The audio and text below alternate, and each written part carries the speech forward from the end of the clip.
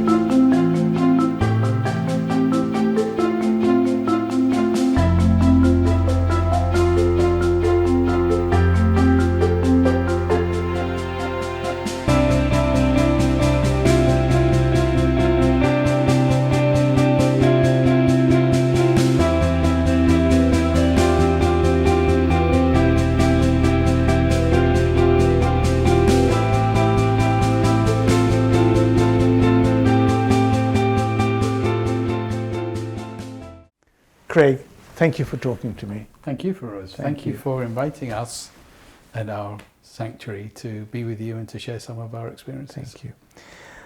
I'd like to ask you to answer this quote from my favorite spiritual philosopher called Rumi. Rumi said, "Remember, the entrance door to the sanctuary is inside you." Why do you think people should come to your sanctuary? He answered it beautifully. My experience for anyone that comes to the sanctuary, it is the internal work. It is finding oneself. That the journey is very much about coming inside, not about the world outside. Coming into ourselves and then finding the portal in order to understand our enlightenment, our own sense of ourselves. And the healing enables people to have that moment, that time, that sense of curiosity and looking for the pathway to their own internal world. So for those who do not fully understand what spiritual healing is, and we talk about the word spiritual, but what healing is actually involves, Craig, can you say a few words about what healing is? How long have we got? As long as you like. Okay. I think in the time that I've been working, it has become an experience of understanding many different parts. And the original experience was that healing is about a healer who comes to give of themselves in service of God's work, to be the healer, to be the channel. But as the time has gone on, that's only part of the work. That's the culmination. The education is understanding how the patient that comes gets an understanding of how they are within their mind. What are the imbalances of the life journey that they've had, and how to find a way to be in balance in that context. And how do you manage to invoke that process within the people that come to you? Because you play a part in this. Yes. What part do you play? So the part is the touch that we give, which is the connection to the physical, so the mind, body and the spirit. The body aspect is to be able to, through touch, enable someone to feel more at peace with themselves, to notice their own physical body, to understand when they have aches and pains and where that may come from. And for us to be able to connect them to something bigger, something higher. We're only the conduit that passes the energy, the flow of healing to the person that comes. You walk into the sanctuary and it is a sanctuary. It's so calm and soothing. So yeah, very relaxed. And I think this healing session was an opportunity for me to actually check in with myself. You just get a sense of warmth as you get the hands, as the hands move across the body. So you get that the warmth feeling from that, which I think is quite soothing. So where does this energy come from that you pass on to the patient, if you like? How do you invoke that? Well, we as healers all train and we learn to understand ourselves and our own journey and our own healing. I would say that the healer themselves all have faith in that there is something larger and something bigger. The something larger and bigger is the mystery. It could be considered to be God of any form, from any religious background. It could be the healing energy of the universe. I'm not even sure that I am that fussed any longer. It is what it is. It is something that is almost indescribable. And to put simple words on it almost loses something. So your validation comes from what happens to the people who come to you. Is that how you... Yeah, very much so. That sense of someone arrives in a particular state, in a particular place, full of the travails of life and how that has unfolded for them. And they're searching for something different. Sometimes the medical profession is unable to support them. Sometimes that we support them in order to be within the medical profession and to understand that the modern doctors have a place and they are important. They don't always take into account the soul's journey. And that's a really important part of the experience for anyone that comes for healing. So most people would not fully understand what you just said, the soul's journey. Can we just stay with those two words and tell me what you believe is this soul's journey? Yeah. Please. I believe that we all have a soul that comes back for learning, for an experience, for a sense of that this is school. Life is school. We all have to go to the school up to the age of 15, 16, etc. But life is a complete journey in its own right, and that is its own lesson. And the process of growing through teenage years, maybe becoming a parent, maybe not, maybe learning to understand the experience of passing and death and understanding our own reactions to, they are all part of our soul's journey. But it's how we live with that and how we are able to be at peace with, or not, to fight in the world and why we do so, to live with family or not, to experience our own sense of what it is that is the meaning for ourselves in our own life. So are you saying that the soul's journey is somewhat infinite? I like to think so. I think that taking even into account that sense of reincarnated souls that come back time and again in order to learn and to experience and to put right the wrongs. We've all lived life and we all make mistakes. We've all done things that we shouldn't do and we know it, but we may still do it. I am just as guilty as any other. And it's important though to understand that and to try to correct those things. And is there a destination of this soul journey? I'll ask you that question. Okay. I think that's a really difficult question to ask. What is nirvana? What is utopia? What is heaven? Yes. They are words that we don't understand. We don't really gain a sense. Our spiritual teaching here within the sanctuary will say that it is about us at some stage coming to the end of our life and looking at our Akashic record, the record of our history of how we've lived our life, and was once described to me as a tapestry. Well, which I thought was a beautiful description in its own right. Tapestry. A rich tapestry. However, it is the time where you would stand back and you would look at the tapestry and see the places that you may have dropped a stitch or two, and that the tapestry may not be quite as you thought it was. So you get another chance to repair the tapestry. Yes. And how does religion and God come into this, and particularly religion in the sense? Is it connected to what you do? I think most of the recognized religions have an aspect of spirituality and healing within their own confines of their systems. Most of them try to move it to the edges, to those that are enlightened and have been, I'd like to say, profound in their learning and have spent many years doing that. Where is the difference? Is that here we take that religion is irrelevant. In our opinion, or my opinion, it's man-made, and it has its place, and it's important, and it is a respectful aspect of dealing with God, a God. My opinion is they're all the same God, just got a different name. And obviously people come to you, perhaps they are going through an illness or some sort of suffering. Would you say that illness and suffering is actually a part of this healing process? That's quite a Judeo-Christian type viewpoint, suffering. I think the simple answer to that is yes. It is through the suffering and the complexity of that we learn the most of ourselves. But it's painful. And then the definition of suffering.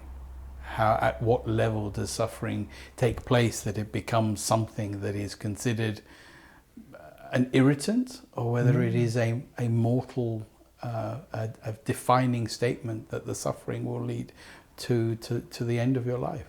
So how do you square the paradox of wanting to heal somebody, yet suffering and pain, in a sense, is also part of the learning? I think the aspect is that it is a paradox, is that it is supposed to go hand in hand.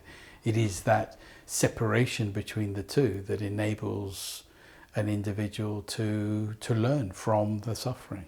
The acceptance of suffering, the acceptance of a person being ill, for example, is that part of the process of healing? I don't think it's as simple as that. Mm-hmm. I think at one level, yes. At another level, it is the understanding as to why I'm suffering. It is trying to find the purpose behind the why me. That sometimes becomes very often heard. Why have I got cancer? What did I do wrong? Why am I suffering? It's this sense of not understanding something. In the context of healing, I think it's more complex, and I almost feel that it's beyond the simplicity of, well, if I'm like this, it's because I'm like that, or I'm like that because of... I think it's more than that. It is too difficult for some people to face that. Does an individual have the internal strength to be able to face what may be a difficult challenge? Sometimes they don't. Sometimes they want to stay within their suffering because they're stuck and they don't realize they're stuck. Now, I should have asked you this question earlier, but do people come for a sort of miracle cure? Sometimes. Yeah. And how do you manage their expectations? It's the first statement that we do. We don't just touch, and you can... Sometimes I have seen some very remarkable experiences. Mostly it is a part of a process that enables someone to open a door to themselves that they didn't know was there. And you could actually say that's the miracle in its own right. Is that they've come to a point of saying, I need to find something that's alternative, that's different, that doesn't necessarily follow all the rules. And the healing enables that door to open. You could say that that opening is a miracle in its own right. Very good. I like that. Great. Obviously, our lives, our physical lives are finite, and people will go through the process of illness and actually dying. I know that you do quite a lot of work in end-stage healing. What does that mean? I think that to find a place to be at ease, to be quiet, to listen, to reflect, to prepare. I think there is a lot of that aspect of preparation, which in today's world doesn't seem to be given a lot of time. For example, Right. the families will, of course, want their loved one to be around. So the sense of ending and the end stage will always be, you're going to get better, don't worry, be positive. And I think that's absolutely paramount. But then the other side is that the hospice work is usually about the very last few weeks. There's an opportunity here to spend something a little bit more in a quiet, peaceful place, to explore your end stage, to talk about it, to have tears, to be fearful, to allow that fear to manifest, and to know that at some stage we will support to help you to pass. And should people fear death, you think? Is that one of the problems in our society today, on the understanding that that's the end, if you like, and nothing exists after that? That's a big hurdle for people. I think in our Western world that's very much Yeah. the modus operandi, that we fear death, and it's not part of the culture to enable that. May I talk a little bit about you, Craig, if I may? You discovered this, I would say, a gift. When did you discover this? That you had something that could help people? I really first came to it in my mid-20s. I started having some rather unusual experiences that I couldn't put words to. And I found myself visiting the sanctuary and visiting Edith as a medium. And I think some of that was out of the trauma of my experiences of loss and the sadness that loss took me to as a young man. But it's in the family. There are other healers within my family. So there could be something about the fact that it was an open conversation. But one of the, I won't say talents, again I would say a gift, is that you are a trance medium. How does that help in the healing process?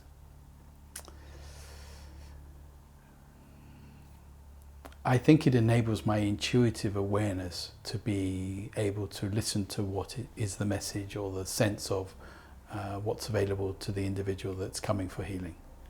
It's almost like a seventh sense.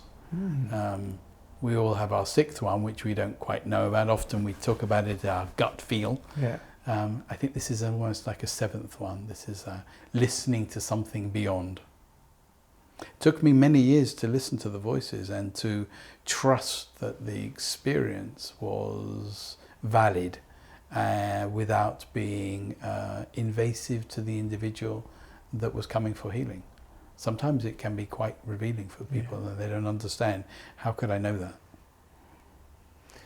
So you sort of learned to live with yourself with this gift. And what about the people around you? I mean, your family, your friends, how do they, do they look at you in a peculiar sort of way at times? Do they understand you?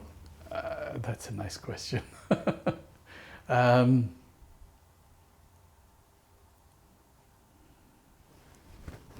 It's almost like a conundrum in its own right. I do tend to keep my healing work separate, and I don't seek awareness with others. I tend to do my work here, and it is reserved for here. In relation to my family, they all know that I do healing. They're curious sometimes, but generally not. It's not part of their journey. And there are times where it's got in the way, which hasn't been helpful in life.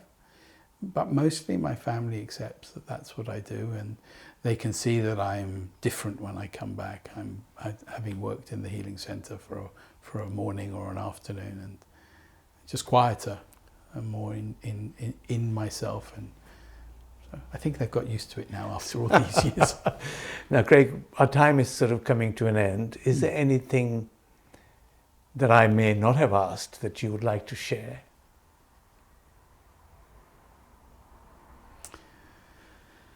I think that I would like to share that people could be more open-minded to the benefits that being with a healer, that it can enable them to find something of themselves, that the fear, which you spoke about earlier, is sometimes the driving force to trust in that intuitive awareness that someone may be interested in this work, in the benefits that this can bring, and that it can open doors. I often have this image of the wheel of the cart horse being stuck in the mud, and so often people are just stuck. They know they want to change, but they don't know how to. They fear of opening, and they fear of moving, and they stagnate. And that stagnation becomes something that then people forget about themselves. Well, what a beautiful way to end. Actually, listening to you, Craig, I think it occurs to me that what you do really is healing the spirit rather than spiritual healing. That's a nice way of doing it. Thank you. Thank you. Thank you. I'm here with the 3 Dream Team healers at the Sanctuary, who together have at least 75 years experience in healing, so they must know something by now. What is spiritual healing? What is it that you do here? Cheryl, may I ask you the question? What we do here is to work with people, whether they have mental or physical ailments, to bring about a healing situation, to uplift them, to ease their pain. There are many, many aspects of what we do here. There are patients whose level of spirituality is increased during the time that they come. All sorts of things are possible and do happen. And then level of spirituality means what? What does spirituality means in the context of what we are talking? Well, I think spirituality there's really just one word, and that's love. To be kind, to be compassionate to people. When we are doing the healing, we are just instruments. We're the channels. The healing comes from our guides. We couldn't do the healing if it wasn't for our guides. Jeff, what would you say, in your view, is spiritual healing? The Sanctuary heals and comforts and alleviates the way people feel, sometimes pain, sometimes anxiety. And the way we work is via the power and the strength of the Spirit that we feel and that we know is in the Sanctuary, which gives us the ability to do the things that we do successfully.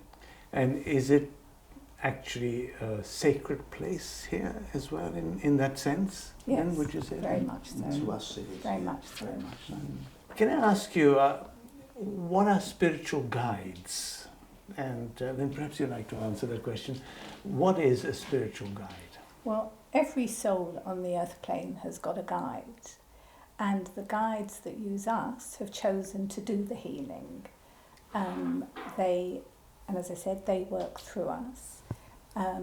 They could be doctors, they could be nuns, they could be rabbis, they could be Indian guides that give the power. Monks. There are so many different guides, but they are the ones that have chosen, when they have gone to Spirit, that that's the work they want to do. And Cheryl, can everybody, yes, as healers you are tuned in, if you like, to access this energy and the help of guides, but is this help available to every individual, Cheryl? Everybody has guides. Some would stay with them throughout their lives, some would come to them at special times when they, with perhaps specialised knowledge for their charges. There has to be a will, I think, and an understanding that those guides exist. Otherwise it's a hard thing to expect somebody to seek to speak with them and learn from them. And Jeff, I've watched you access the guides that have come through to you before. Is there a particular way to do this? Is there methodology? Is there discipline? Or The discipline, in the respect that You have to be aware that they're there, and there is the discipline of relaxing and opening your mind and your body to bring them in. And does the sanctuary teach people to do this? Can people come and learn from you? Yes. Yes, we've had people that train to do healing. And your question, can anybody do healing? Yes. I think yes, they can, if they have got the right intention, and that it is because they genuinely want to help people, not for their ego. The sanctuary is a charity. And I know that you've spent so many years, I mean, Cheryl, 30 years, and I think you a lifetime, but 10 years of the sanctuary. 10, 12 years. What do you get out of this? What is it that you get out of this? And of course, whatever you do, you don't charge for it. No. It's voluntary, out of love. Yes. What do you get from it? I get from it the pleasure of meeting people who experience an improvement in their situation, whatever that may be. For something that is so gently given can be so very powerful and have such a powerful effect on somebody's life. The sanctuary has been my sanctuary when I've had problems in my own life, and it's been such a welcome place to come because it's full of love and light, and so we also get upliftment and learning.